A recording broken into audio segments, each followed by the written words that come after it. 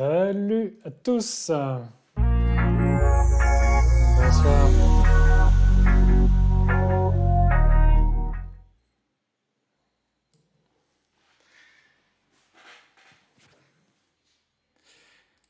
Bienvenue. Salut, bonsoir.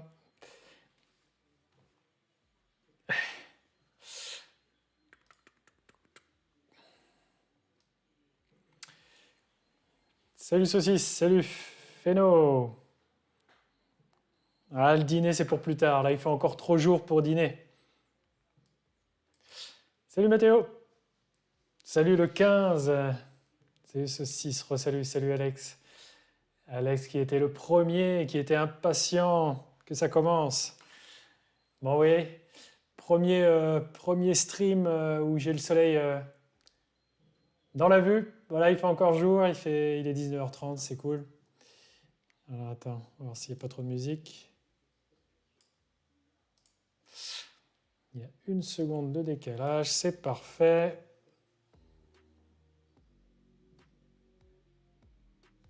On va rajouter un petit peu de son. Ouais, vive l'été. En fait, pour tout vous dire, moi, le printemps, c'est ma période favorite. C'est la période de l'année que je kiffe le plus. Il fait 15-20 degrés, il fait pas trop chaud, pas trop froid. La nature se réveille, on sème. On sème et on s'adore. J'aime beaucoup semer les cultures de printemps, semer le tournesol. J'adore faire ça. En cette période douce.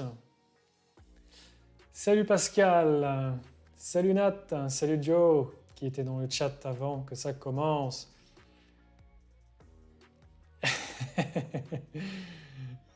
Ça va bien, merci Cyril, ça va impeccable. Les patates douces vont bien. Tout le monde va bien à la maison. Il s'est passé une petite semaine depuis que je suis revenu de congé, évidemment, de la montagne. Salut le gamer normand. Merci, bonne soirée à toi. Merci ma vieille saucisse. Donc voilà, un petit live. Voilà, je pense qu'on va rester 1 heure ou 2. Parce que le temps passe vite, le temps passe très vite à faire des lives. C'est incroyable. Si vous avez l'expérience de le faire au moins une fois, faites un live, discutez avec vous, discutez, répondez aux questions. On est dans une 3e dimension, c'est incroyable. Donc il fait beau, il va même faire très beau demain et puis pour 3 jours. Et du coup, on va être tenté de semer les cultures de printemps, mais on va se retenir un petit peu car la météo annonce des températures plus fraîches après en fin de semaine. Du coup, c'est un petit peu risqué de commencer à semer, pour mon cas, les tournesols. Je ne vais pas les semer la semaine prochaine, je vais peut-être préparer la terre. Je voulais passer le vibro, mais je vais peut-être passer la rotative. Ça va me coûter un petit peu plus cher, mais je vous expliquerai tout ça. Voilà, je pourrais, voilà, l'un ou l'autre. Je vais passer à la rotative, je pense, mais pas trop rapidement. Et j'ai pas envie de trop casser les modes, de trop mettre poussière les terrains. La parcelle en particulier, elle fait entre 15 et 20 hectares. Voilà, il n'y aura qu'une parcelle de tournesol. Et ça, je vais vous en parler très vite car les semis, évidemment, j'en ferai des vidéos. Donc ouais, je pense que ce sera un semis Pascal vers le 15 avril, comme ces tournées-là. Météo semaine prochaine, très chaud en début de semaine, enfin très doux début de semaine, puis après on est sur du 10-12 degrés l'après-midi, et les matins seront frais, on aura du 2-3. Du coup, ça ne va pas offrir une vigueur au tournesol, il ne va pas s'éclater. Il va peut-être même y avoir un petit risque de gelée, mais je vous expliquerai les supports techniques sur lesquels je m'appuie, les OAD, les outils d'aide à la décision qui vont me faire décider, en plus de la lecture de la météo, mais qui vont me faire décider de semer ou pas. Et ça, je trouve ça vachement intéressant. C'est le semencier, mon fournisseur de graines cette année, qui a un modèle mathématique, météo, avec un calcul des risques super intéressant, et j'ai envie de vous expliquer ça. Tu as semé tes tournesols, Cyril. Combien de ta parcelle de blé saucisse, tu me demandes? Nous, on sait les marres, les betteraves sont finies, on va voir fin de semaine prochaine Pour préparer, ouais, donc ouais, toutes les terres à betterave là sont en train d'être semées, là, un petit peu plus au nord de la France par rapport à chez moi. On voit sur les réseaux sociaux que ça sème à fond. C'est l'époque des betteraves. Donc là, j'imagine, ouais, elles ont un peu moins besoin de chaleur que le tournesol. Quoique dans le sud de la France, il y a des tournesols qui se sont semés là. Mais voilà. Nous, pour la région, on est dans voilà, la dernière dizaine du mois de mars. Fin mars, début avril, c'est la saison. Même chez Alex, chez toi, tu vas être à peu près dans le même créneau, le même timing que moi à peu près. Ah, tu moissonnes le blé déjà, c'est rapide, c'est rapide. Il doit être tout vert ton grain de blé saucisse. Et la benne, ah, regardez ce que j'ai là. La benne, elle arrive bientôt. Bah, vous avez dû vous renseigner, hein, ça ressemble à ça. Ça, c'est la doc technique, enfin la doc publicitaire. Voilà. Pour l'instant, elle est sous forme papier. Non, elle arrivera au mois de juin. Au mois de juin. Donc assez vite. J'ai pas de date encore. Donc voilà pour la benne. Après, le déchômeur, c'est une autre histoire. C'est toujours en cours. J'ai rien d'officiel actuellement. Ça s'arrose, tu as raison, Ario. On arrosera tout ça. Tiens, en parlant d'arroser. Donc les cultures sont jolies, hein. Ouais, Alex, c'est en même temps. Ah ouais, Mathéo, bah, j'en ai déjà parlé déjà, hein. Je ne l'ai jamais montré, mais bah, c'est celle-là. C'est celle-là à peu près. Ça, c'est la gamme. Attends, on va voir.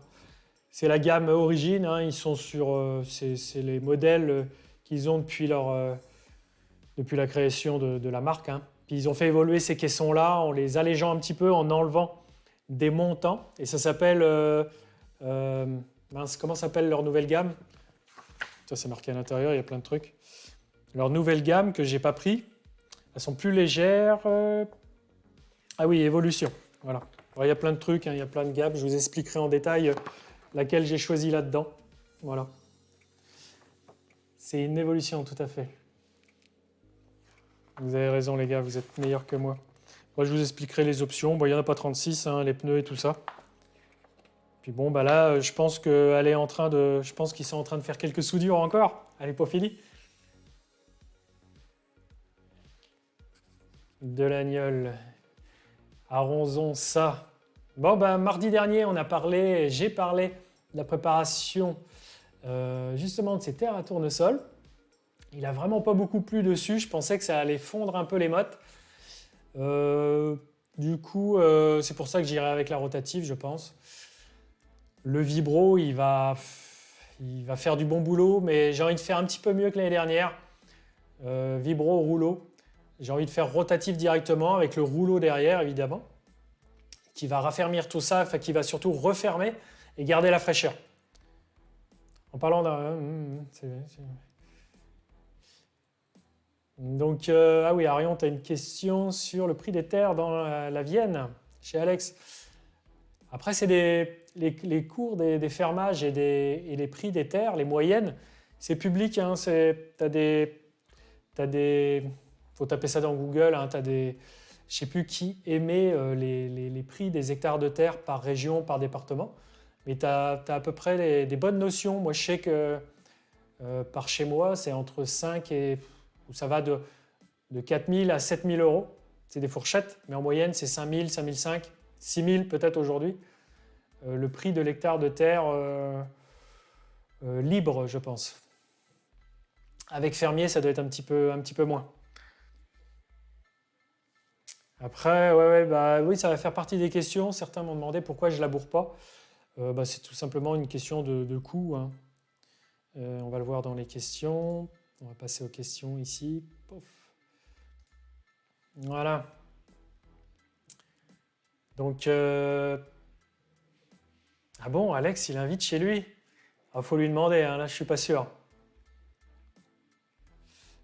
Donc, les commentaires.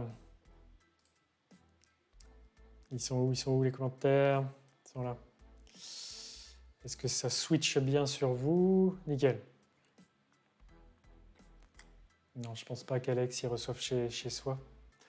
C'est une question qu'on me pose beaucoup aussi, mais c'est vrai qu'on n'aurait pas le temps de vous recevoir à la ferme, etc. Alors, les premiers commentaires. Pourquoi ne pas faire de maïs? Pitol. Tout simplement parce que j'apprécie la culture de tournesol. Donc voilà, j'ai cette sensation, j'aime bien le tournesol. Et voilà, il se moissonne un petit peu plus tôt que le maïs. Il y a un petit peu moins de risque de le ramasser en période humide. Donc meilleures conditions de récolte, meilleure marge aussi. L'année dernière, il faut savoir que le tournesol, c'est ma meilleure marge brute. C'est celui qui m'a dégagé le plus d'argent par hectare. Ça ne sera pas le cas tous les ans, hein. Le blé et le colza restent les cultures principales et du coup les cultures les mieux rémunératrices quand il y a du rendement. Mais l'année dernière, j'ai fait une moyenne de 52-53 quintaux, un peu plus de 5 tonnes par hectare en blé. Donc c'est très en deçà par rapport à la moyenne où je suis à 7 tonnes habituellement. Donc des années comme l'année dernière, le tournesol s'en est mieux sorti que les autres, quoi. Oui, donc Alex, ouais, c'est impossible. Non, Mathéo, c'est pas avec Arvalis, c'est avec celui avec chez qui j'ai pris ma semence de ferme, de tournesol. C'est un MAS 81, ça fait la 3e année que j'achète cette variété. Et c'est Maïs Adour, le semencier. Et du coup, il te fournit un petit modèle, un espace intranet, un espace abonné, un espace cultivateur, on va dire, où tu as plein de courbes, tu as une vision un peu dans le futur de comment seront les conditions, la chaleur et tout ça. Et il te donne le feu vert, mais je vous expliquerai tout ça un petit peu en détail. Et c'est donc 2 ans de suite, le MAS 81, c'est vraiment bien exprimé, même si l'année dernière, j'avais fait Attends, c'est Rialto? C'est quoi déjà la culture de maïs, de tournesol que j'avais fait l'année dernière? Rialto. Est-ce que c'est une variété? Et c'était bien, ouais, SI Rialto de Syngenta. Et il avait fait à peu près le même rendement à 1 quintal près. Je ne sais plus ou moins, c'était le même rendement que le MAS 81.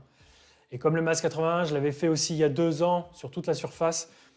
Donc l'année dernière, 29 quintaux et l'année d'avant, 31.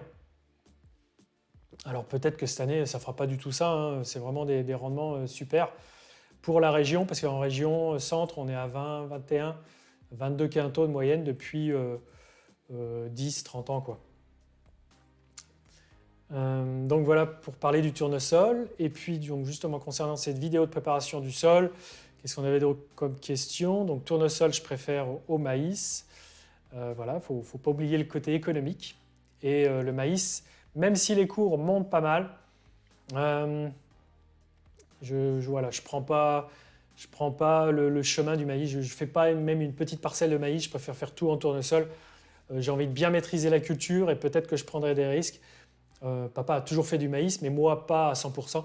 Peut-être qu'un jour je ferai du maïs, mais aujourd'hui, ce n'est pas le cas. Mapat 32. Le SIPAN, donc la culture intermédiaire piège à nitrate dont je parle dans la vidéo et que du coup on ne voit plus, il n'y a plus que des résidus, je l'ai détruite au glyphosate avec un désherbant chimique. Donc c'est pour ça que je n'ai pas travaillé le sol durant l'hiver. La culture, enfin le SIPAN, la culture intermédiaire de piège à nitrate. Donc il y avait un petit peu de févrole, un tout petit peu de tournesol, mais vraiment un tout petit peu, et de la facélie. Et du coup, j'ai fait un désherbage. J'ai aussi beaucoup de raies-gras, beaucoup de vulpins, beaucoup de batricaires, beaucoup de sanves, et puis des démarrages d'autres plantes, des petites plantules. Donc ça a permis de désherber tout ça. Ce désherbage chimique m'évite de faire plusieurs désherbages mécaniques. Ceux qui ne désherbent pas de cette méthode-là, soit ils déchaument plusieurs fois, soit ils labourent. Mais je ne souhaite pas labourer parce que ce sont là d'autres impacts. C'est du temps, du carburant, de l'usure. Et puis, on va vraiment exposer la terre à l'extérieur. Ça va vachement oxyder la matière organique du sol. Je ne préfère pas labourer. Je préfère l'option du désherbage chimique. Est-ce que tu comptes investir dans du stockage des cultures quand on voit les prix actuels? Non, paysan 86, non, c'est pas d'actualité. Si je souhaite profiter, en fait, il y a une autre technique pour profiter des cours qui augmentent. Là, on va dériver des réponses à vos questions. Puis on ne me voit pas très bien dans le reflet, mais ce n'est pas grave, vous m'écoutez, vous m'entendez. Et du coup, il y a des moyens de couverture. On peut se couvrir financièrement avec avec les marchés à terme. On peut acheter des options, on peut acheter des warrants, on peut acheter des calls, des puts. Tout ça, c'est un vocabulaire et puis des techniques différentes, mais qui ont toutes le même objectif, c'est-à-dire de se couvrir ou de profiter d'un cours intéressant à une époque donnée, à une échéance donnée, et puis de profiter par exemple des cours actuels pour se couvrir d'une baisse par exemple. C'est-à-dire aujourd'hui le prix des blés est intéressant à la moisson prochaine avec une échéance juillet ou septembre, juin ou septembre je crois, c'est ça les échéances. Salut Kiki Lacoste. Et du coup j'irai plus vers des couvertures financières que donc du marché à terme que je pourrais prendre à la banque avec des comptes spécifiques qui me permettent de me couvrir et puis de lisser les prix et de profiter des hausses et de limiter l'impact des baisses de prix. J'irai plus vers ça. Aujourd'hui, ma coopérative, lorsqu'il y a une envolée des prix comme en début d'année et actuellement, elle nous propose de sécuriser déjà une partie de la future récolte à des prix actuels. Donc c'est quelques dizaines de pourcents de la future récolte, mais pas toute la surface. On n'engage pas toute la surface parce qu'il y a un risque aussi. S'il y a un risque météo et que je ne récolte pas toutes les surfaces, eh bien ça peut se retourner. Exactement, voilà Alex, tu le dis et je suis en train d'expliquer. Donc pour moi, je ne vais pas vers du stockage, c'est un coût. Peut-être qu'un jour il y aura un bâtiment photovoltaïque et oui, par conséquent, je mettrai peut-être des tas à l'abri. Mais aujourd'hui, il y a des moyens autres de profiter des cours intéressants. Voilà pour la longue aparté. Voilà pour le désherbage. Ensuite, l'aiguille. Ah ouais, vous avez l'œil partout, c'est incroyable. Vous avez vu que le tracteur, il a un problème d'affichage du contour. Ça fait un moment que ça dure. Et ça fait un moment qu'au bout de quelques minutes d'utilisation, le contour, il part en sucette. Et puis là, depuis l'automne dernier, l'indicateur de chauffe du liquide de moteur, de refroidissement, pareil, il part en sucette. Donc mon mécanicien m'a dit que c'était tout le tableau de bord qu'il fallait changer. Donc voilà. Donc si c'est gênant parce que les indicateurs de chauffe, c'est très important. Donc quand c'était les tours moteurs, c'était pas inquiétant, mais là c'est vachement inquiétant. Si mon moteur chauffe, il faut vraiment que je le voie. Ensuite, alors oui, pour donc la largeur de bande enherbée que je dois installer cette année au bord du ruisseau à la fin de la parcelle que vous avez vu. C'est une nouvelle réglementation, c'est un ruisseau qui a toujours existé, mais c'est une nouvelle zone protégée pour le coup. Et c'est pourtant qu'un fossé qui se remplit en cas d'excès d'eau lors d'orage et voilà. Il n'y a pas de source en amont qui l'alimente. Il y a des nouvelles zones, il y a des nouveaux versants, il y a des nouvelles zones comme ça qui sont couvertes par la réglementation. Et il y en a déjà une partie, donc ça va là rajouter quelques centaines de mètres, je ne sais plus très bien. Donc j'ai peut-être 3 ou 4 km de bande enherbée comme ça à entretenir. Et c'est l'administration qui détermine les ruisseaux concernés, qui élargit année après année les ruisseaux concernés ou les collecteurs comme celui-là. Et ça représente, du coup j'avais fait la somme, ça représente, on va dire, je vais dire une bêtise, mais ça doit être 3 km sur 5 mètres. Donc 3 km, 3000 mètres multiplié par 5 mètres de large, ça fait 15 000 mètres carrés. Donc mais grosso modo, il doit y avoir 1,5 hectare, 2 hectares de surface d'herbe à entretenir. Et du coup, voilà, ils sont répertoriés, c'est des cartes publiques. Carte publique, zone cours d'eau BCAE, je crois, qui s'appelle comme ça. Si on veut les retrouver, il y a des cartes dans tous les départements accessibles. Et donc voilà. Et ouais, le tracteur va prendre feu, c'est ça, si l'aiguille marche mal. Donc nouveau fossé à mettre en place. Et donc ça, c'est des zones obligatoire. Si je ne le fais pas, j'ai des sanctions financières. Et du coup, ces surfaces, elles restent en surface déclarée dans la politique agricole commune. Ça reste des surfaces, lorsqu'elles étaient en blé l'année dernière, j'ai quand même, c'est des surfaces par hectare, j'ai à peu près 200, 220 euros, ou 210 on va dire, de aides publiques, de subventions comme on appelle. Et ces aides ne vont pas bouger, même si je ne ferai plus de blé, plus de culture dessus, il y aura de l'herbe. Il faut que je les mette en place, sinon je perds ces subventions par exemple. Pour vraiment dégrossir l'explication. Et la réelle différence par rapport à avant, c'est que je vais devoir entretenir la zone, la faucher, avec des dates limites. Début mai, il faudra qu'au 15 mai, j'ai plus le droit de les faucher, pour laisser la faune prospérer, les gibiers et tout ça. Et puis, je ne produirai plus aussi, j'aurai plus le produit de la vente des céréales que je produirai dessus. Et là, pour cette bande enherbée là, j'avais fait le calcul, donc c'est un dixième d'hectare, c'est à peu près 130, 150 euros de chiffre d'affaires, donc ça représente un manque à gagner de 20, 30 euros, on va dire 20 euros de revenus par an que je ne ferai plus sur cette surface. Donc ça ne va pas me changer la vie, mais c'est juste, quand on fait la somme de toutes ces zones, peut-être qu'à un moment donné, ça sera substantiel, mais aujourd'hui, ce changement entre hier et aujourd'hui, la nouvelle réglementation, c'est 20 euros, mais je n'ai pas évalué non plus le coût d'entretien de cette zone. Donc, quand même, cette réglementation occasionne du temps et un coût me concernant.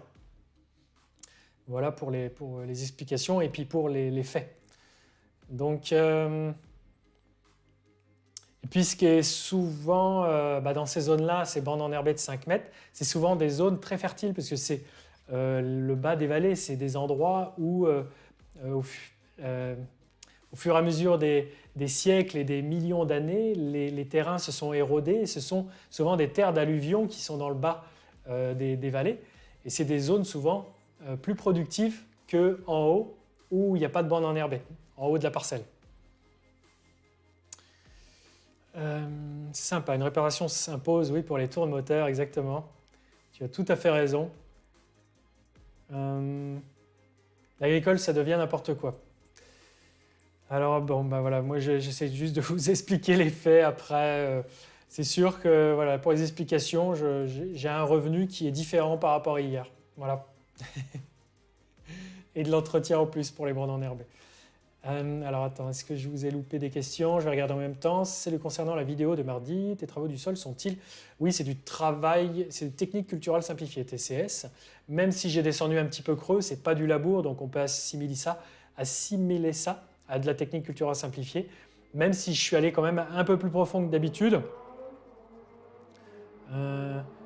Donc voilà, Monsieur Astro, si je peux te répondre. Mais regarde ma chaîne YouTube, la chaîne agricole, tu verras vraiment tous les outils que j'utilise pour travailler le sol, et dont le semi-direct sur de l'orge l'année dernière. C'est une nouveauté. Donc c'est du TCS. C'est pas du semi-direct, tout ce que je fais. Oui, tout à fait.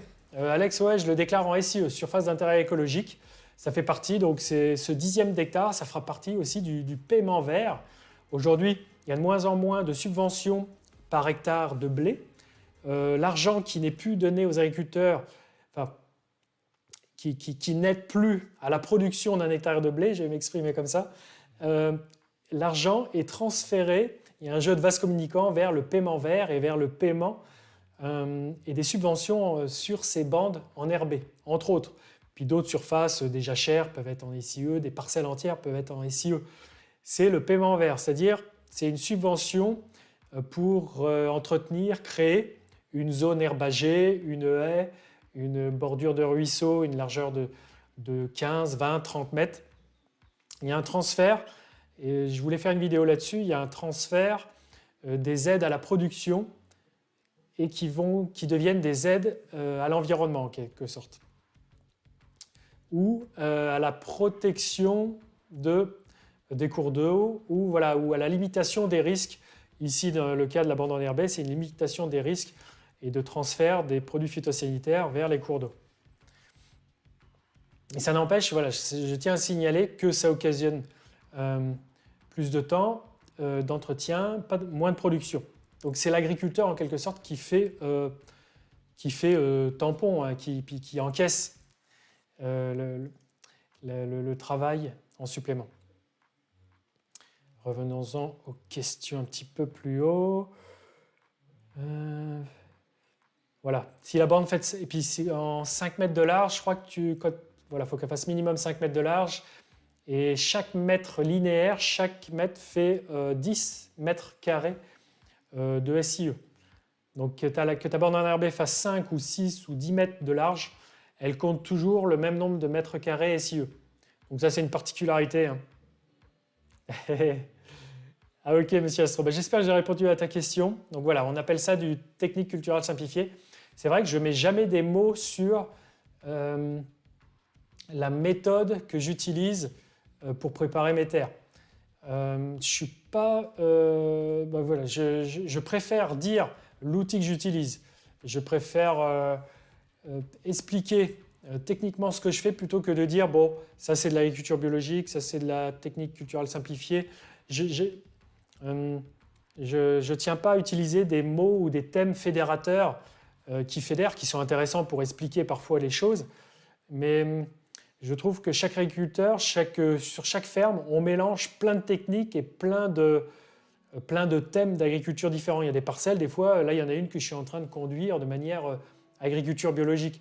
Le colza, j'ai pas pu y aller là durant l'hiver, c'était hyper mou, une parcelle non drainée, donc j'ai pas mis d'engrais, j'ai pas mis de désherbant.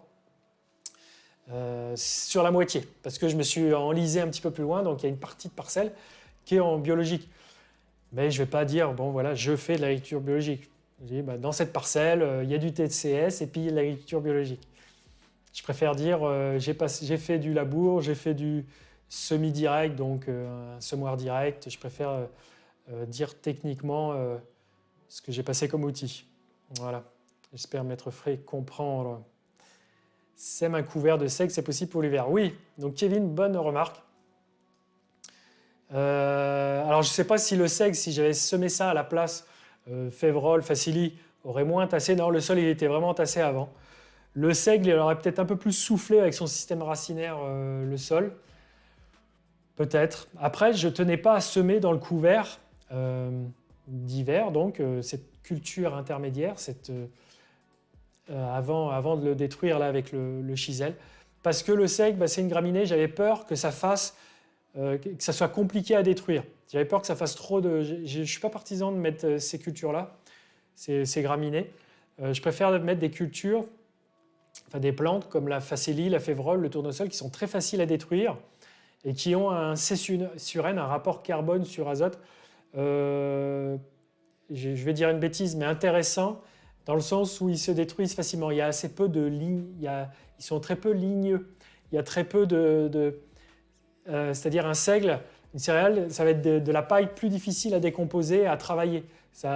S'il est trop développé, ça peut nécessiter un travail du sol plus important que ce que j'ai fait là. Je préfère avoir des cultures qui s'effacent très vite. C'est pour ça que pendant que vous me voyez faire le travail de chisel, il n'y a plus rien. Ils ont vraiment pu s'effacer très rapidement. On ne retrouve pas de tiges, de branchage pour imager la chose. Il y a très peu de débris. C'est pour ça que je suis allé vers ces espèces-là. Alors après le commentaire, on va peut-être le voir un petit peu plus haut, la question. C'est vrai que de mettre un tournesol comme j'ai fait, c'est pas bien dans l'interculture. C'est pas bien parce que là, je vais mettre un tournesol. Mais j'en ai tellement peu mis, il devait y avoir un ou deux individus chaque 10 mètres carrés. Je ne l'ai pas bien semé, en plus de ça, donc il y a eu très peu de succès de levée, donc il n'y a pas de risque que les maladies s'installent dans cette interculture et qui se transmettent aujourd'hui au tournesol. Dans les faits, voilà, ça ne fait pas tournesol. C'est le tournesol que j'ai mis pendant l'hiver dans l'interculture. C'est comme s'il n'y en avait pas. C'est vraiment très, très négligeable. Bonjour, as-tu des nouvelles de ton déchômeur? Non, pas encore, c'est pas officiel. Sergio, je vous tiendrai au courant. Pardon. Alors, est-ce qu'on a assez de lumière sur la caméra? Le soleil se couche? Ok. Saucisse, que vas-tu semer pour la Bande enherbée. Alors, je vais semer de la fétuque... Attends, de la fétuque rouge. Attends, trèfle rouge et fétuque élevé, je crois.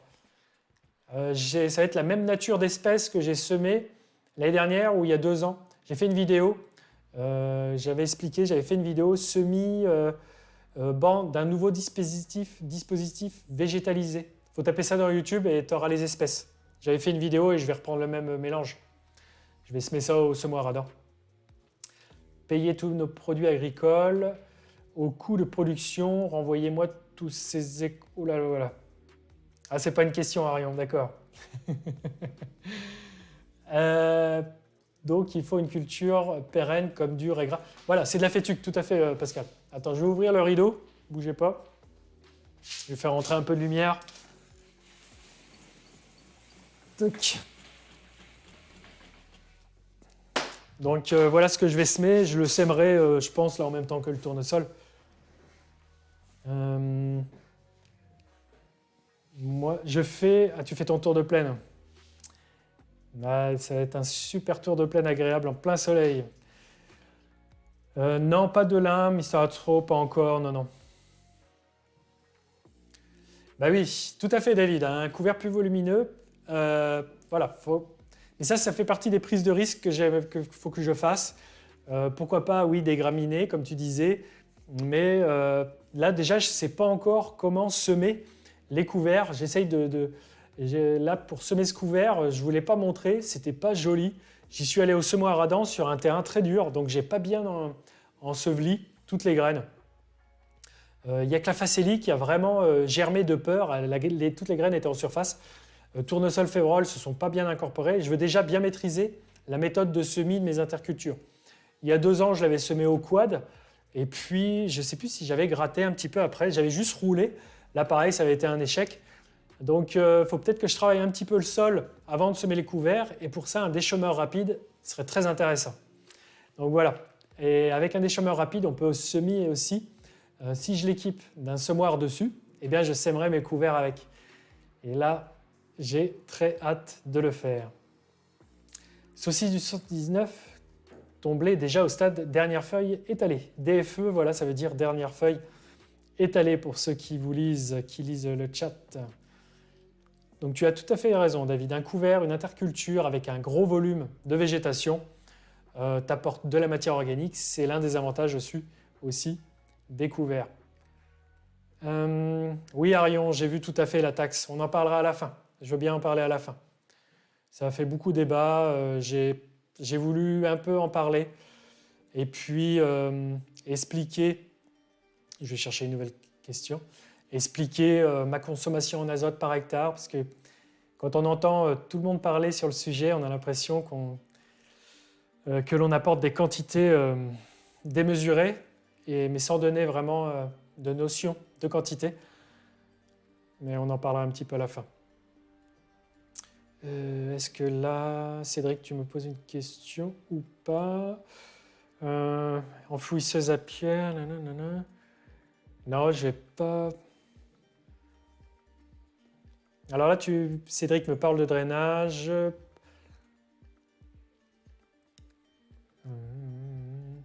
Oui, donc oui, j'ai pas répondu à Cédric. Ah si, peut-être. Ah bah déjà, Arthur a répondu à ma place. Oui, voilà, il veut parler. Est-ce que j'ai un système de drainage? Tout à fait. Et puis, j'ai déjà entretenu une partie du drainage dans une vidéo. On tape chaîne agricole, drainage. Et voilà ce que cherche à me demander Cédric.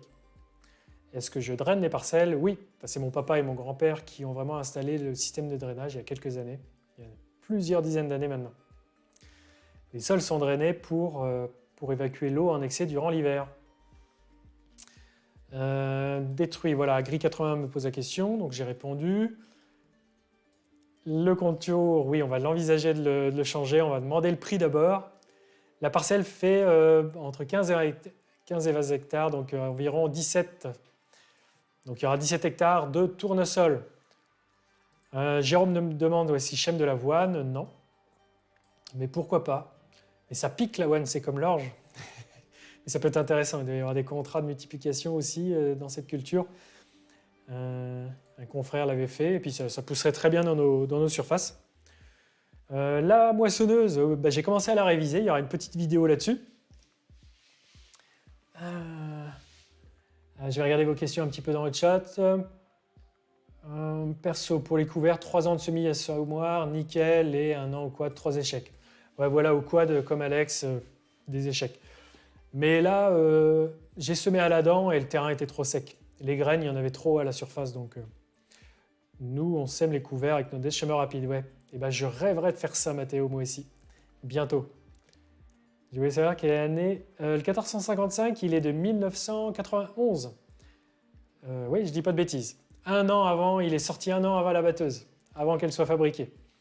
Le 1400, mon père l'a acheté neuf, et la batteuse, mon père l'a acheté d'occasion. En Charente, les agriculteurs sèment le maïs car la terre se réchauffe vite. Ouais, puis demain, il va faire plus de 20 degrés. Ça va être le top. Il va y avoir des semoirs partout. J'adore cette période. Alors, toutes les dents du Vicomte se rechargeaient neuves. Alors Louis, tu as peut-être vu que sur certaines dents, il y a un rechargement. C'est mon père qui a plaqué une petite zone de métal, pas plus grosse que ça, hein, pour essayer de voir si ça limitait l'usure de l'ensemble de la dent, de son support, et puis de la partie qui monte sur la dent. Il y a 3 pièces d'usure. Et du coup, ça a été rechargé une fois, mais on ne le refera plus. C'est des pièces que l'on prend chez mon concessionnaire, qui est Verneland. Et bon, ça s'use, hein, forcément, mais ça se change très bien, très facilement. Et je trouve que le temps passé à les recharger manuellement à la soudure, c'est con. Voilà, j'ai pas le temps de souder. C'est un coût aussi, j'ai pas évalué, mais je préfère les acheter neuves et puis c'est parti. Oui, le 1400, François, il vient de EMC2. Il y a un autocollant dessus, apparemment, oui, il a appartenu, on l'a acheté d'occasion, le Massé, et puis avant ça, le propriétaire a dû l'acquérir par l'intermédiaire de la coopérative, je ne sais pas trop comment. Mais ouais, c'est un tracteur qui a vécu, qui a été acheté par ce circuit-là, a priori. Exactement. On ne savait pas, on n'avait pas remarqué. Voilà, Roundup, exactement. Ah oui, oui, il y avait des poteaux électriques et je suis bien content qu'il n'y en ait plus. En Charente. Quand arrive le dernier vidéo du saucisse? Bah attends, bah, je l'ai fait la vidéo sur le 1400. Bon, elle était quasiment finie, hein. Bon, j'ai pas refait les montants en plastique sur le bord de la cabine, mais... Tiens, je vais te l'envoyer dans le chat. La vidéo du 1400. Attends, elle est où? Elle est sur Facebook. Elle est sur YouTube aussi. Bon, on va aller sur YouTube. Non, je l'ai filmé en extérieur. On fait un petit tour du propriétaire. Et puis on le voit. On le voit. J'avais mis même un post sur la chaîne agricole. Mais c'est une vidéo qu'il y a sur la chaîne secondaire. Alors, c'est peut-être chaîne secondaire. C'est peut-être pour ça que tu l'as pas vu. Tiens, je te l'envoie. Où on voit le tracteur. Je fais un tour de propriétaire. Tac. Voilà. Elle n'est pas sur la chaîne agricole, c'est pour ça.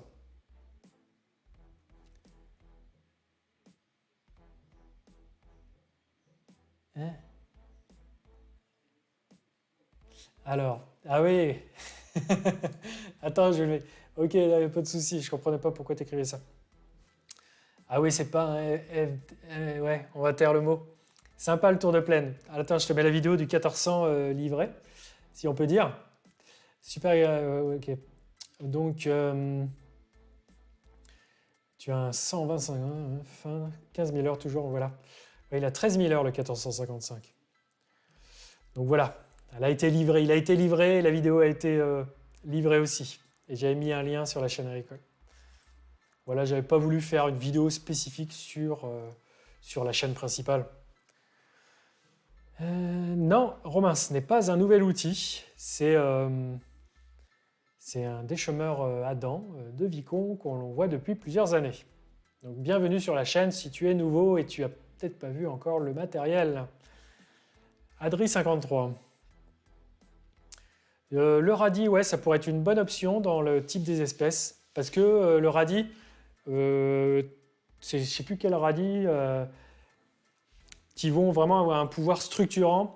Ils vont vraiment se planter. Bon, il ne faut pas que le sol soit béton non plus, mais ça peut faire partie des espèces qui structurent bien le sol et qui ont un pouvoir racinaire meilleur que les espèces que j'ai implantées. Donc pourquoi pas dans le prochain mélange. Trémy, avez-vous des subventions pour la perte de rendement liée aux bandes enherbées? Non. Voilà, je l'expliquerai comme je l'avais marqué ici. Il n'y a pas de compensation, il y a juste, si on ne le fait pas, il y a des sanctions financières sur les subventions actuelles, si on veut résumer la chose. Boris, pourquoi ne pas labourer? Bon, pour une question de coût, de temps. Et voilà, je ne veux pas oxyder toute ma matière organique en la mettant à jour avec un labour. Tout simplement. Ensuite, on avait quoi d'autre? Est-ce que non, pas de maïs cette année non plus. Je persiste et je signe avec le tournesol. Les contours minutes ne s'affichent pas évidemment quel contour est cassé. Étienne me demande à quoi sert le glyphosate avant le travail du sol. Bien à désherber donc le couvert, mais aussi énormément de vulpins, de raies-gras qui sont quand même embêtants dans les cultures suivantes. Après, on peut désherber mécaniquement, ça a d'autres impacts, ça a d'autres avantages. Et donc, destruction chimique. Comment? Ah oui, bah oui, j'avais semé à la volée des fleurs, ouais. Ça n'a rien donné. Je vais essayer de le refaire cette année en essayant de travailler un peu plus le sol. Mais je referai une vidéo et je ferai une vidéo là-dessus. Yes. Ah, merci Isma 855. Bienvenue. Tu t'es abonné. Ça fait super plaisir, c'est super cool. Radis fourragé. Ah ouais, radis fourragé. Ah bah, je sais pas si c'est le chinois ou le fourragé. Faut se mettre d'accord. Bon, les deux doivent être structurants hein, comme couvert. Non, il n'y a pas de GPS, monsieur Astro.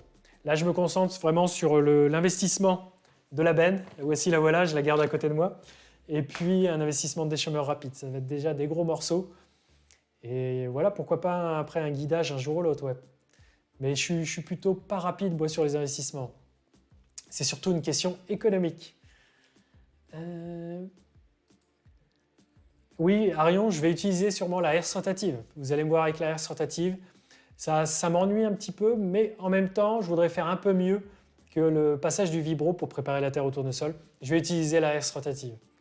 Et c'est vrai que j'ai fait un test, j'ai fait un tour de champ, et ça fait un travail nickel.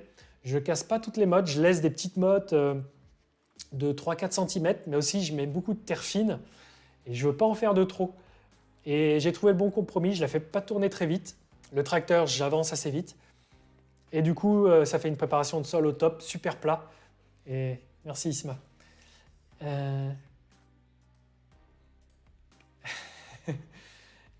Open source, oui. Ouais, Feno, j'ai vu ce système de guidage, hein, ça fait des années que je le vois passer, où tu peux installer toi-même ton guidage et faire tourner le volant pour résumer, avec un coût très intéressant et beaucoup plus moindre par rapport à un achat, un circuit classique, quoi.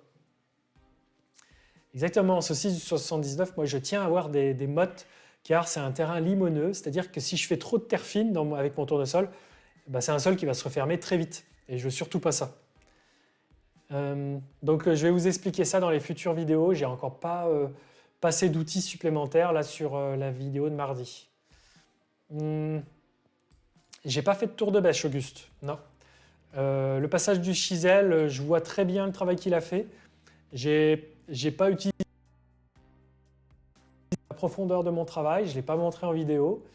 Ça a été peut-être à 15 cm le travail du chisel. Donc ça a pas mal déstructuré, ça a pas mal décompacté.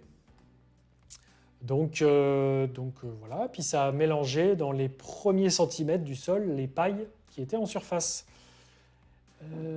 Alors Auguste, oui, c'est vrai que c'est une bonne question. Il me semble que sur cette surface d'herbe en bordure de ruisseau, la nouvelle surface, elle est possiblement exploitable en fourrage ou pâturage. Mais je prends ça avec des pincettes, il y a plusieurs textes, hein, il me semble que c'est possible. Cependant, techniquement, c'est très difficile de le valoriser, d'y aller avec des engins. C'est juste une largeur de 5 mètres. Donc déjà, moi, avec la faucheuse, pour l'entretenir dans les dates autorisées, c'est compliqué d'y aller. Les demi-tours, c'est infernal. Là, ça veut dire ça laisse un petit couloir. Si je voulais vendre la pâture ou vendre le foin, ça laisse une petite largeur, pas facile d'accès aux éleveurs qui voudraient venir l'acheter. Je pense que ça pourrait convenir à quelqu'un qui a besoin d'une petite surface, même pour faire des petites bottes, mais au niveau de l'accès, c'est infernal, tu ne peux pas tourner. Donc généralement, je le fauche et puis je le laisse au sol, quoi. Et on ne peut même pas fertiliser ces zones-là, c'est-à-dire si je vends et que j'exporte ces herbes, ces fourrages, eh bien, je ne peux pas mettre d'engrais minéral ni de produits phytosanitaires, évidemment. Donc, je ferai des exports, mais ma terre, dans cette zone-là, va s'appauvrir si je donne à la pâture ou si j'exporte la matière. Voilà, voilà. Ouais, c'est le système Centipede et ce que Gilles a fait voir en vidéo. Pour le système de guidage gratuit open source. Mais est-ce qu'il n'y a pas une histoire de... est-ce qu'on a droit, est-ce que réglementairement, s'il y a un souci, est-ce que l'assureur, par exemple, l'ordinateur, le guidage te met dans un poteau électrique, est-ce que, est-ce que le système est quand même homologué en termes de droit français? Est-ce que c'est pas que utilisable sous forme de test, ou est-ce qu'on peut l'utiliser sous forme de production vraiment en tant que tel? Est-ce que ce système de guidage est homologué par l'administration, quoi? Voilà. Bonsoir David. Salut Esteban. Ça va bien, nickel. Ouais, exact Ariane. Je vais utiliser le monosem. Le NG4, NG4 je crois, ou NG... Oui, je crois que c'est NG4+, un truc comme ça. Le même semoir qui tourne très bien, qui est prêt à faire feu. Est-ce que tu pourrais me conseiller? Alors, ça dépend de ta question. Voilà. Je suis pas bon dans tout, hein. Très modestement, on va essayer de te répondre tous ici même. Stade G1. Stade G1, c'est quoi? C'est les 10 premières siliques qui sont visibles au 6 du 79? Je ne sais plus très bien c'est quoi ce stade-là. C'est après la floraison. C'est EDF qui a enlevé les poteaux, hein. David, pourquoi ne pas acheter une nouvelle technologie? Oui, je pourrais acheter un système de guidage, tout à fait. Mais c'est un certain coût, comme tu l'écris, Adrien. Mais bon, voilà, aujourd'hui, je ne trouve pas que ça me gagnerait en temps, peut-être en efficacité de travail, un système de guidage, et puis en pénibilité, car tenir le volant, il ne faut pas se le cacher, c'est quand même beaucoup d'attention. Et, attendez, j'arrive. Et un système d'assistance permet vraiment d'enlever de la pénibilité quand même. Ça, c'est les retours que j'ai par mes confrères. Donc, pourquoi pas. Voilà, les 10 arts, Augusto. Il n'y a pas de souche à l'endroit des poteaux. Non, non, à l'endroit où ils ont enlevé les poteaux, non, c'était des piquets en sapin ou en pin, je ne sais pas quoi. Traités avec du goudron qui s'était planté directement dans la terre. Ils commençaient déjà, les poteaux électriques qu'ils ont enlevés, donc, commençaient déjà à tomber, à se coucher un petit peu. Donc c'était pas, non, il n'y avait pas de béton. Ils sont venus, ils ont tiré comme si c'était un jalon.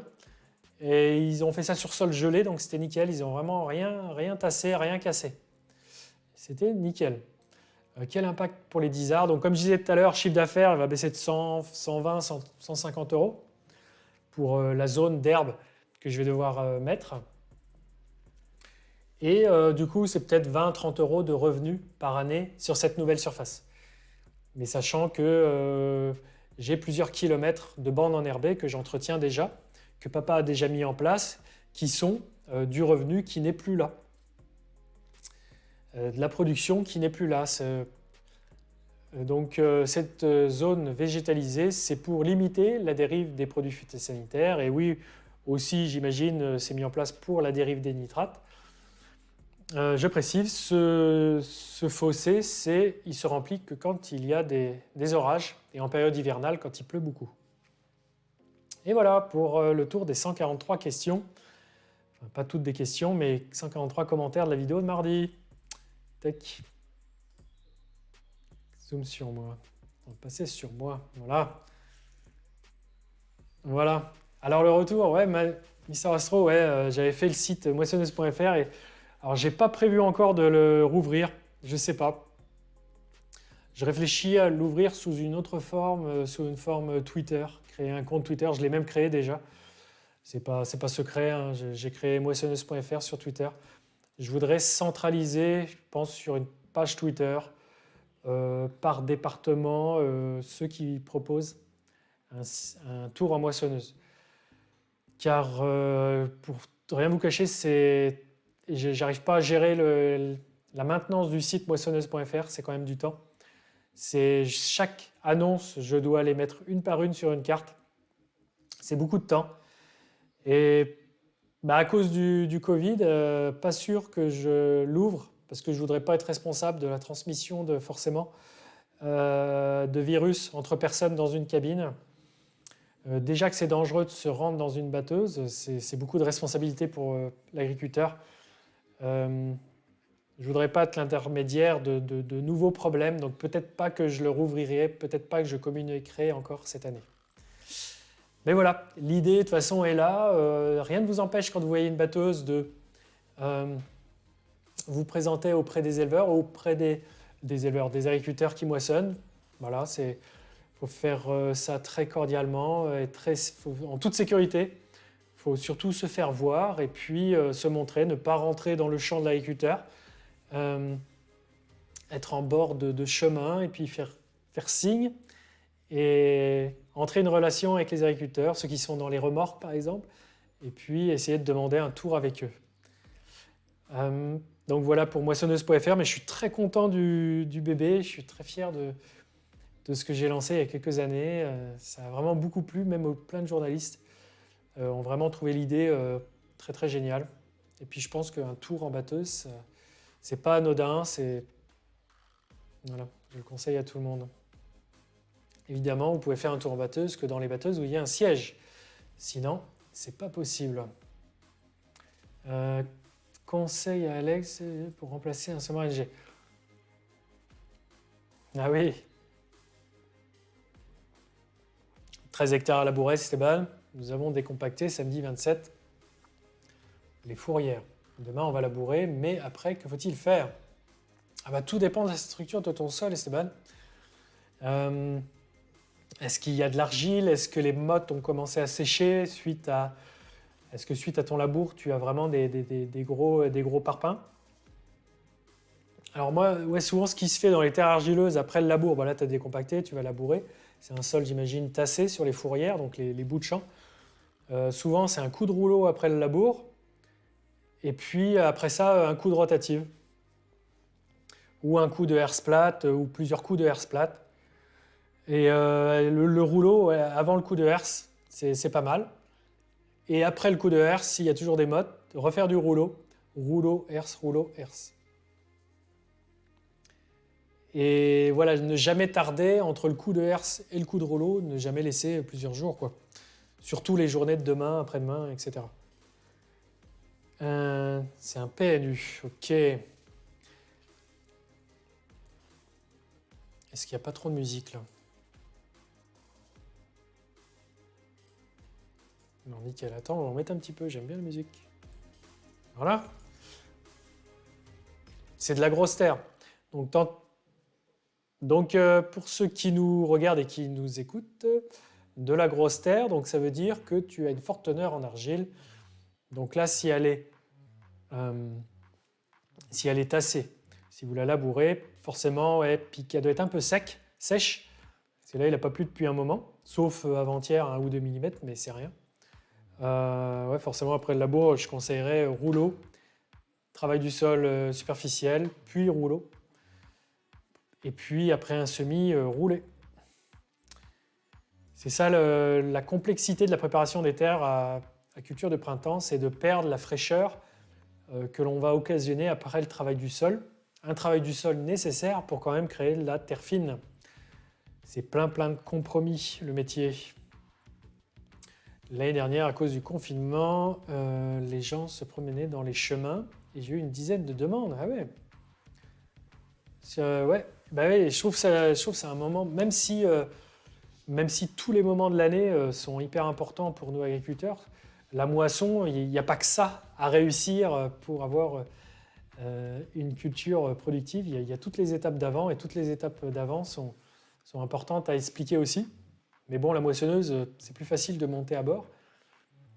Mais quoi qu'aujourd'hui, dans les derniers tracteurs, on monte très bien à deux. Ça pourrait être aussi tracteur.fr. C'était des idées qu'on m'a beaucoup soumis. Dans un tracteur aussi, ça peut être génial, un tour de tracteur. Tasse avant, herse rotative le lendemain. Ouais, voilà, tu as tout à fait raison, Vincent. Cumuler les outils sur le même tracteur. J'y ai même pas pensé exactement. C'est de la grosse terre. Donc moi, c'est pas de la grosse terre, ce que vous avez vu mardi dans la vidéo. C'est clairement de la terre plus légère, limoneuse, il n'y a pas d'argile. Ouais, voilà, c'est de labourer directement sur le labour. Il faut refermer le sol, ça ne lui fera pas de mal. À mon avis, voilà. De là où je suis, je peux dire des bêtises. Techniquement et sur le terrain, ça peut être tout autre. Mais de ce que tu nous expliques, c'est ça. Voilà. Et donc Saucif du 79, tu as un tour de plaine, super. Ok. Et c'est vrai que généralement, je trouve que les cultures sont chouettes. Forcément, il n'y a pas tous les colzas qu'on aurait espéré dans la plaine. Il y a des colzas qui n'ont pas pu être semés. Mais pour les céréales, les blés, les orges, je trouve que dans la plaine, elles sont jolies. Et d'ailleurs, je vous ai préparé quelques photos et un petit extrait vidéo du colza. J'ai fait un live aussi sur Facebook pour vous montrer le colza hier. Et je suis très content des cultures. Bon, on n'est pas au bout, évidemment. Mais je suis très content des cultures. Qu'est-ce que j'ai à vous faire voir? Voilà. Donc ça, la févrole. La févrole, là, je suis allé la voir hier. J'ai même vu un sanglier. Vous avez vu le sanglier, je l'ai mis sur Facebook tout à l'heure. Alors, il y avait une chasse à un côté. Forcément, il a été sorti du bois. Je ne sais pas du tout ce qu'il chassait à cette période. Peut-être le sanglier, mais il y avait une chasse, donc il a décampé. Mais j'aurais été dans le passage, j'aurais pu être dans le passage du sanglier. Un gros bébé de 80-100 kg, je suis sûr. Voilà, ouais, tu voulais mettre les rouleaux, mais elle-même...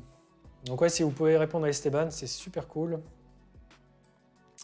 Voilà, donc c'est le rouleau, faut qu'il soit au bout du champ. Et tout de suite après le travail du sol. Après, on peut espérer qu'il y a un petit peu d'eau d'ici 15 jours. Je pense, allez, on va dire que dès qu'on aura semé, on va avoir de l'eau. Ouais, on va avoir de la chance. Espérons, pour que ça fasse lever, que la... Voilà. Tu as même vu un goreneg. Ah oui, c'est ça. Et puis, ce serait pas... Ouais, il y a peut-être les battus, ouais. Renard. Je pense que c'est plutôt le renard qui était en train d'être chassé. Est-ce que je peux vous trouver la vidéo du sanglier? Je l'ai gardé, je crois. Ah, il est là. Restaurer. Sanglier. Du coup, ça fait bizarre parce que tu filmes ta févrole et puis d'un coup, tu as le sanglier qui décolle. Tiens, il est là. On va pouvoir vous le faire voir. Vidéo. Source. Sanglier. Fichier. Du coup, en vidéo, il paraît tout petit, mais je peux vous dire qu'il était balèze. Ça fait quand même bizarre. Ça fait quand même bizarre, mais bon, c'est la vie. Je sais que dans ces parcelles-là, il y en a énormément. Il y en a énormément. Pendant que je moissonnais le colza dans cette parcelle-là avant la févrole, j'avais 4-5 sangliers qui mangeaient à 30 mètres de la batteuse. tranquillou. Donc, on va le voir là. Attends, on va baisser le son. Là, je regarde ouais, vous voyez, je regarde la févrole et là-bas, ça décampe. Hop là! Il était énorme, il était tout seul. Il était tout seul. Ah oui, il y avait une question sur Twitter que j'oublie, une question de Cobb que je voulais répondre. Et voilà, avec toujours à dire de bêtises, ouais. Beau Pepper, t'as vu? Ouais, puis il court, mais là on sent qu'il est essoufflé, il a déjà couru un petit peu avant, je pense.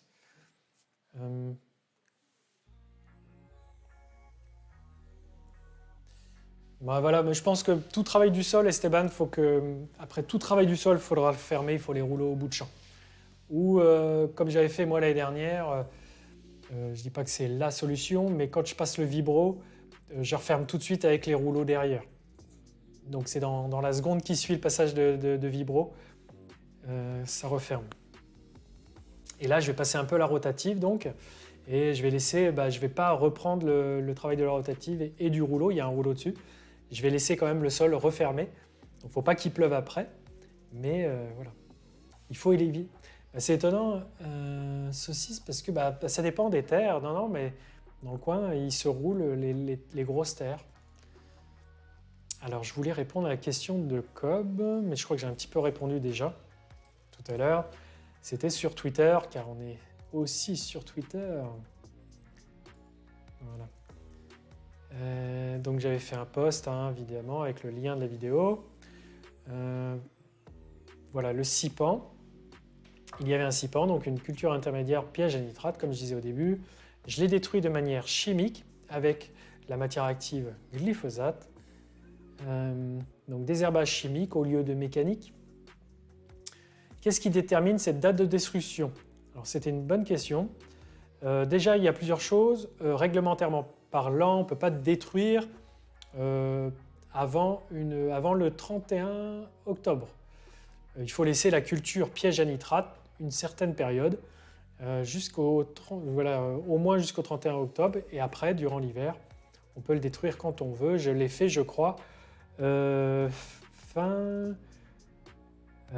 je vais dire une bêtise. Assez tôt. Est-ce que je l'ai fait au mois de janvier? Je l'ai fait, oh oui, j'ai dû le faire il y a 2 mois au moins. Et je l'ai laissé quand même l'hiver. Il y avait surtout de la facélie. Et elle n'était pas trop importante non plus, mais j'ai intervenu quand même bien en amont du travail du sol parce qu'il y avait vraiment un tapis de repousse de blé et de repousse du vulpin et du régras.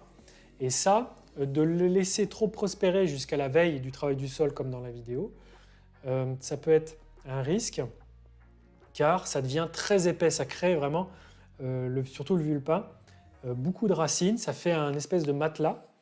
Après, j'aurais pu le désherber 15 jours avant le travail du sol. La partie extérieure, le feuillage des vulpins aurait été désherbé, il se serait effacé, mais les racines en dessous mettent beaucoup de temps à se désintégrer. Donc c'est pour ça que j'ai intervenu assez tôt, plusieurs semaines avant le travail du sol, pour justement que cet effet racine ne soit pas trop important, que les mauvaises herbes, les vulpins se développent et ne fassent pas un matelas qui est parfois difficile à se défaire si on le laisse trop jusqu'à la veille du travail du sol et du semis. Donc voilà, un aspect réglementaire, un aspect où je ne veux pas que le couvert et les mauvaises herbes restent et fassent trop de végétation, compliqué à détruire mécaniquement. Mais voilà, je ne l'ai pas détruit non plus le 1er novembre, je l'ai laissé un petit peu prospérer. Donc voilà pour la date, la méthode. Et puis voilà. J'avais trouvé un petit article aussi sur Terre de Touraine qui renseigne comment déclarer, parce qu'il y a plusieurs méthodes de déclaration des bandes enherbées.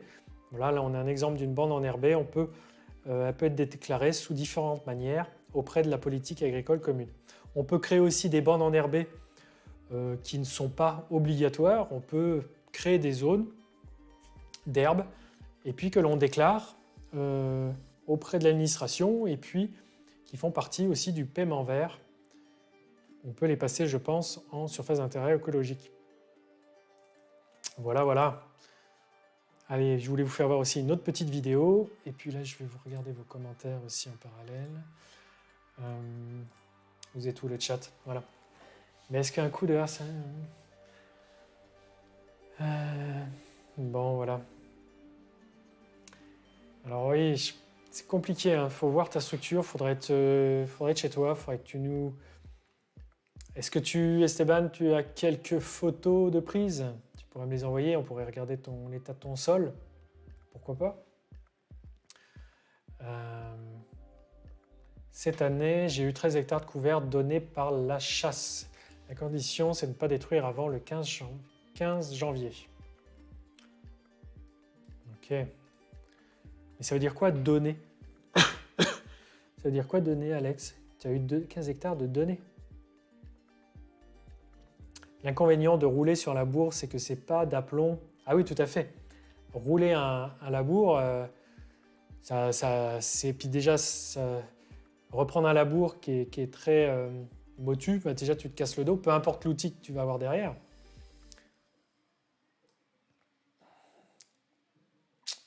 Oui, c'est sur mon Facebook.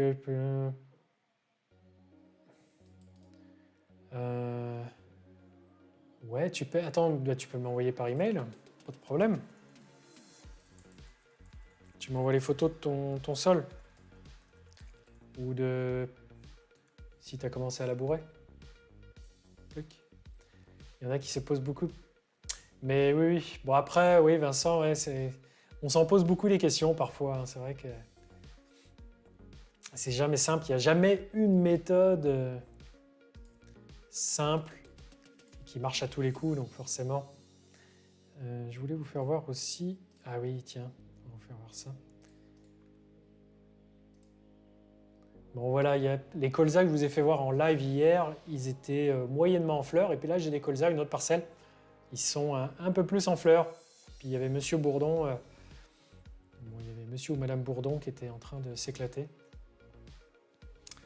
La chasse ACCA cotise pour ça. Cette année, nous sommes 3 sur la commune à en profiter. Puis l'année prochaine, ça tourne. Ouais, vas-y, tu m'envoies les photos. D'il y a 2 ans, dans les mêmes terres. Ok, on va voir ton terrain. Bon, ça va pas être facile à te faire un conseil précis en n'étant pas sur place, mais bon. Alors, Arion, je suis installé en polyculture village dans la Bapocage, Vendéen depuis 25 ans. J'aimerais savoir ta vision de l'agriculture dans les 15 ans qui viennent à stopper. Bah écoute, j'en ai déjà parlé un petit peu dans ma vidéo foire aux questions. Je pense qu'on va aller toujours vers 2 tendances.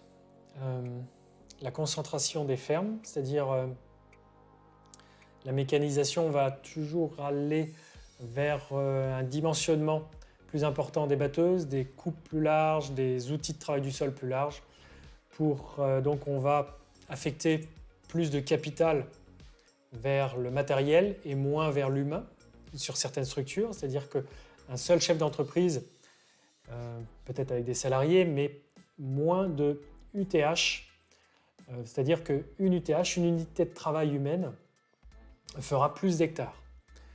Et puis, il y aura d'autres ateliers c'est déjà en train de se créer, c'est déjà en train de se créer actuellement, des ateliers de la création de valeur avec de la transformation de blé, la transformation d'huile de tournesol, d'huile de colza. Mais là, c'est vraiment quelques exemples rapides. Il y a des créations d'ateliers pâtes, c'est-à-dire il y a de la création de valeur sur les fermes qui sont créées. Mais je ne crois pas que la tendance aille plus dans l'une ou l'autre. C'est-à-dire il y aura ces 2 agricultures-là. Il y aura aussi d'autres agricultures. Il y aura d'autres structures en agriculture biologique. Il y aura des surfaces beaucoup plus à l'agriculture biologique, je pense. Après, ça se confronte au côté financier. Comment on finance l'agriculture biologique?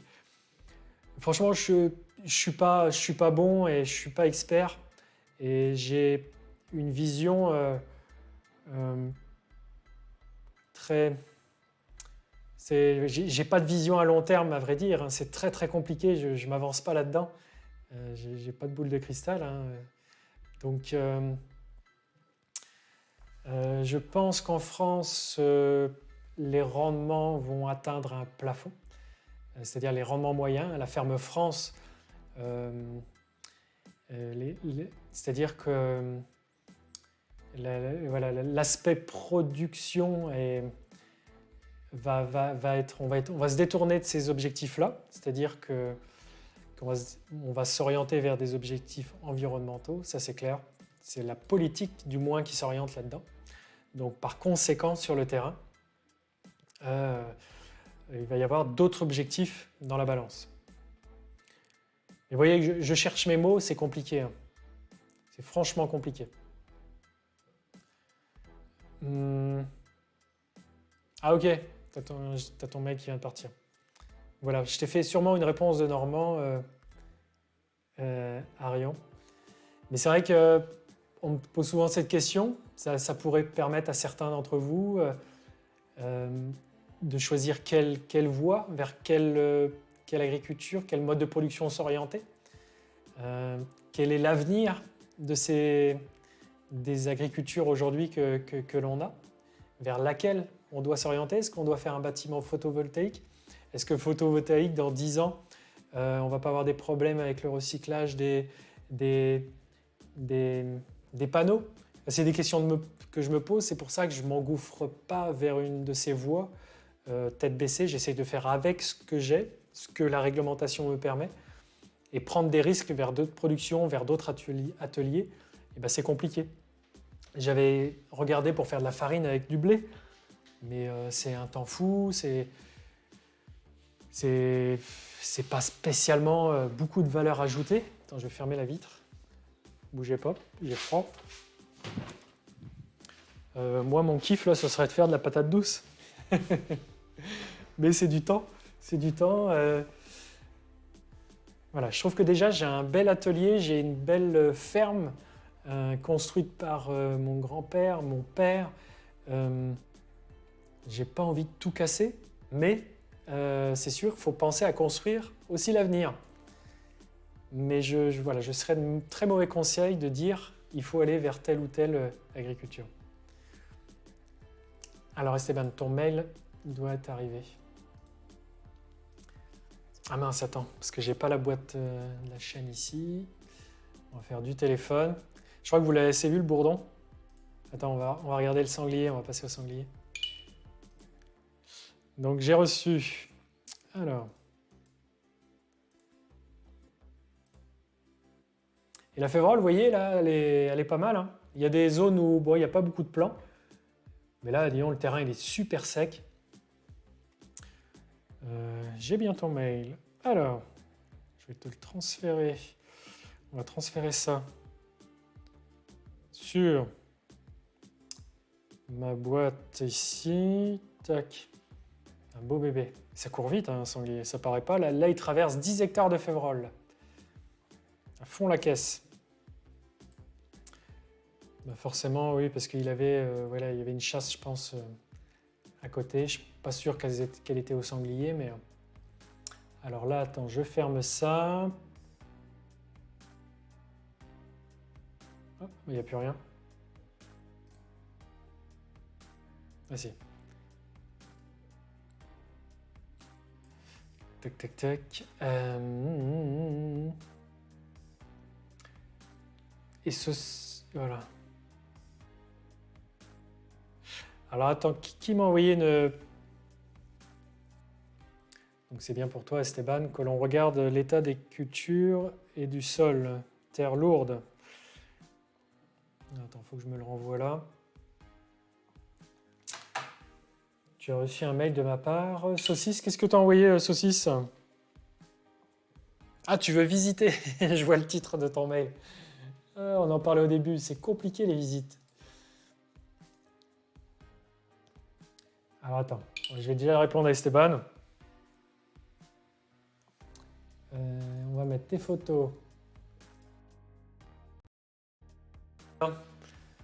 Préparation des terres. Alors, je précise pour ceux qui arrivent, on va juste regarder un peu la nature de ton sol. Et puis, tu te poses des questions sur comment préparer tes terres au semis des cultures de printemps. La maïs ou tournesol, je ne sais plus, j'ai oublié. Et le problème, c'est que voilà, c'est une terre forte, il pourrait y avoir des mottes. On veut casser les mottes, mais dans le même temps, on veut garder la fraîcheur. Donc le compromis, c'est de ne pas trop travailler le sol, à vrai dire, mais en même temps suffisamment pour casser les mottes. Diaporama. On va mettre ça ici. Nouveau dossier.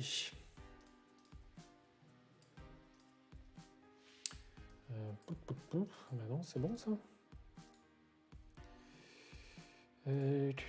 Alors, sur tes photos, qu'est-ce qu'on voit? On voit le combiné de semis, d'accord. Alpéo. La herse plate. Ah ouais, on voit. Mais là, elles sont pas mal tes terres. Là, si c'est une préparation, si vous arrivez à faire ce que vous avez fait il y a 2 ans, c'est pas mal. Hein. Attends, je vais vous faire voir. Diaporama. Toc. C'est pas ça.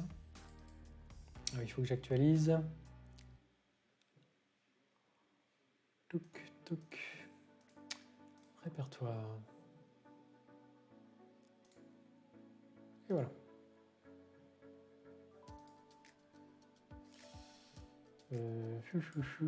Pourquoi ça s'affiche pas? Sanglier, photo, diapo, colza, on s'en fiche. Bah pourquoi elles veulent pas passer? Ah ouais, c'est pas des bons formats. C'est quoi le format de tes photos? C'est des JPEG pourtant. Photo.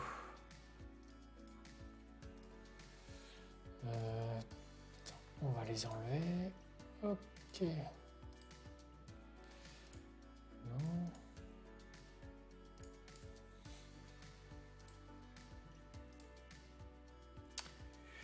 Alors, un dossier. Ici. Ça devrait marcher. Voilà. Ça arrive. Voilà. Voilà déjà, si tu fais ça comme il y a 2 ans, bah là déjà d'une photo à l'autre, ça ne doit pas être le même type de terre. Parce que elle était un petit peu plus orange, puis là c'est un peu plus brun. Donc là c'est la herse plate qui permet de préparer le sol, de l'affiner. Si vous arrivez à faire ça, franchement, c'est top. Alors les tarentaises, non. Si, elles sont bien tes photos, c'est nickel. Tiens, on ne voit plus. Tac. Voilà, elles sont nickel. Donc là, c'est la rotative qui est là-dessous, puis un semoir avec les disques. Ok. Bah, franchement, et puis là, on voit qu'à cette RC-tri, là, vous ressortez un peu de fraîcheur. Donc là-dessus, c'est sûr, il faut arriver à rouler, mais pas avec des mottes qui sont pâte à modeler. Sinon, vous allez les tasser, puis elles seront indécrottables. Il faut arriver à rouler quand tu as une motte qui a commencé un petit peu à mûrir, puis qui explose. Mais ça, c'est la théorie. Hein. Non, bah là, je trouve que vous avez fait du bon boulot il y a 2 ans. Je trouve. Donc voilà. Donc je le rappelle, pour ceux qui arrivent, Esteban nous pose des questions sur comment préparer son sol pour ses futurs semis. C'est des terres lourdes, c'est des zones qui sont tassées, donc dès qu'ils vont labourer, ils vont ressortir un peu de motte. Et donc bah, depuis tout à l'heure, je lui préconise de rouler entre les actions de travail du sol. Voilà. Bon, mais c'est cool. Bon, tu nous tiens au courant. Salut Alex, à bientôt. Ouais, bah je sais, t'as mal au crâne, bon courage. J'espère que ça ira mieux demain. Non, mais avec les téléphones, on fait des super photos. Moi, il y a des vidéos que je fais sur la chaîne Agricole. Je les fais au téléphone, celui-là. Hein. C'est un Pixel de chez Google. Ça marche très bien. Ça fait de la 4K, ça fait de la stabilisation. Aujourd'hui, on peut faire un film, on peut tout faire avec un téléphone. Après le montage, j'exporte les vidéos sur ordinateur pour faire le montage, évidemment. Donc, bon voilà Esteban, j'espère qu'on t'a pas trop embrouillé pour le truc. Et là, on voit dans la zone où il y a des terres avec les peupliers dans le fond, c'est une zone, je pense, limoneuse de fond de vallée ou de lit de rivière. Ça doit être des terres à maïs donc. Ça ne doit pas être mal. Ça ne doit pas être tout mal comme terre. Voilà. Est-ce que vous avez d'autres questions à me poser? Je suis chaud, hein. J'utilise ouais, Premiere, Vincent. Adobe Premiere. Et j'utilise une vieille GoPro. J'utilise aussi une nouvelle GoPro, la 7, qui n'arrête pas de bugger. Je ne vous conseille pas d'acheter celle-là. Je vous conseille d'acheter les dernières. J'imagine qu'ils ont fait des efforts sur le programme qui les embarque. Et qu'est-ce que tu dis, Esteban, Saucisse? Qu'est-ce qui... Tu demandes... J'ai pas le temps de te lire. Tu pouvais aussi poser la question dans le chat, il n'y a pas de souci, hein. Et ton mail, qu'est-ce que tu nous dis? Alors...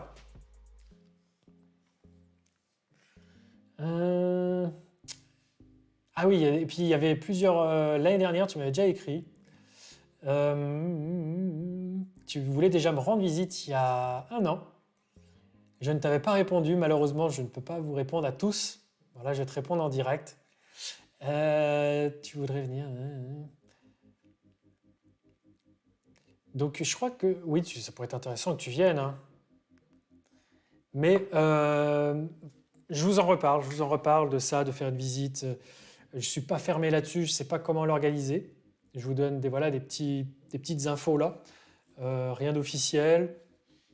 J'aimerais bien, je ne sais pas comment l'articuler. Ça ne pourra pas être récurrent, ça ne pourra pas revenir tous les années, tous les ans, des visites. C'est vraiment c'est un métier de recevoir du monde. Je ne tiens pas, si je le fais, de faire ça à la légère. Donc voilà c'est comment je puis te répondre. J'imagine c'est décevant. C'est la déception. Voilà, c'est pas non plus, voilà, c'est pas une ferme qui se visite physiquement. Je la montre beaucoup en vidéo. J'essaye de vous faire des vidéos comme si vous y étiez, mais techniquement parlant, faire venir physiquement, c'est trop compliqué. Mais c'est pas fermé. Donc tu m'as envoyé ta remorque Coutan en photo et puis ton élevage de moutons. Super. Bah écoute, je sais pas, Max, si un jour on pourra faire une visio, que tu nous parles de ton élevage. Si ça t'intéresse, on pourrait le faire ici sur Twitch. Tu m'envoies quelques photos comme ici, quelques vidéos aussi qui présentent globalement différentes saisons de la ferme, différents ateliers. Puis ça pourrait être sympa d'en parler ici. Et puis faire la promotion, entre guillemets, de ton entreprise, de ton exploitation. Je trouverais ça cool.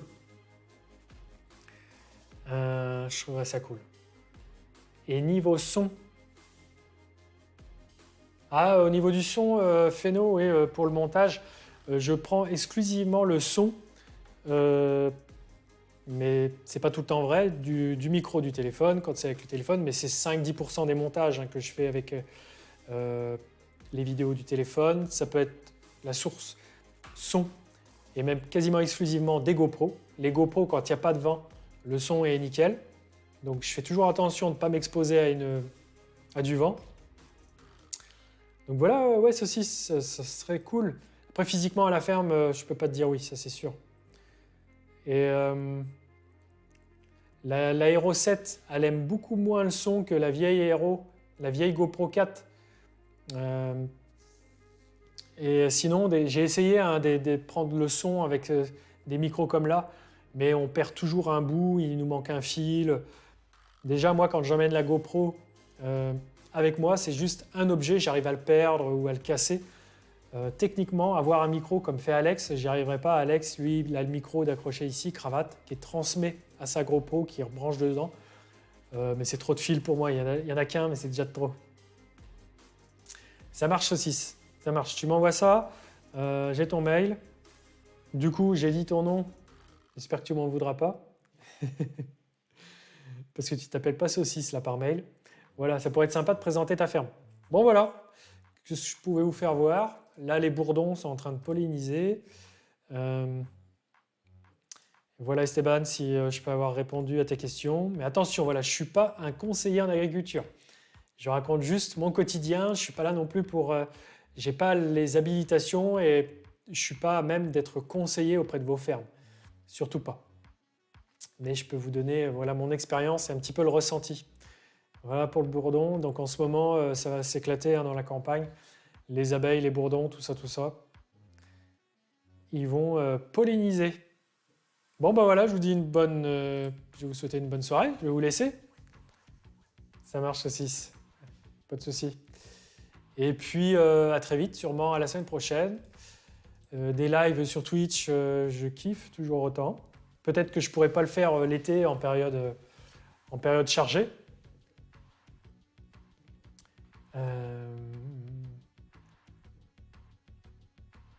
Qu'est-ce que j'en pense entre compromis, casser les mottes et refermer le sol? Bah, c'est un compromis compliqué, hein. Casser les mottes, forcément, on ouvre le sol. Alors après, faut pas non plus faire poussière. Il peut y avoir des mottes. L'année dernière, moi j'ai semé, il y avait pas mal de mottes, hein. On peut semer sur un terrain où il y a des mottes. Il y a toujours un peu de...